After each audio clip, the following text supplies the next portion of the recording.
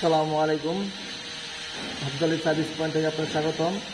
অনেক সময় আপনাদের বিল্ডিংয়ে বাসা বাড়িতে লাইন কাজ করছেন, ওই মুহূর্তে রাজমিস্ত্রি একটা ইট দিয়ে পাইপটা ফাটা ফেলছে।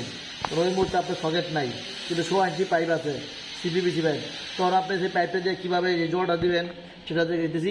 তো অবশ্যই এরকম ছোটো করে একটা পাইপটা কেটে নেবেন। তারপরে এই পাইপের ভিতর সাইডে আঠা দিয়ে দিবেন, মানে এটা সকেট বানাইতেছি, এবং এই পাইপটার মধ্যে ভালোভাবে আঠা দিয়ে দিবেন।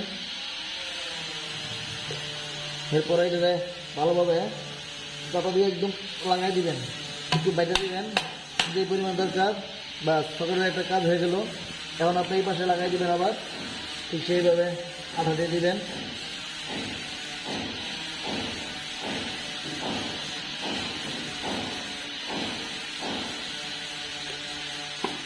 মুখোমুখি ধরে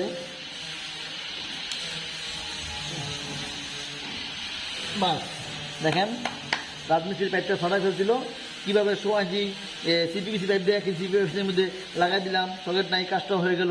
শুধুমাত্র জোড়া দিতে পারবেন। যদি আমার ভিডিওটা ভালো লাগে তাহলে অবশ্যই আমার চ্যানেলটা সাবস্ক্রাইব করবেন। এরকমভাবে টেকনিক খাটিয়ে কাজটা করে নিতে পারবেন। সবাইকে অসংখ্য ধন্যবাদ। আসসালামু আলাইকুম।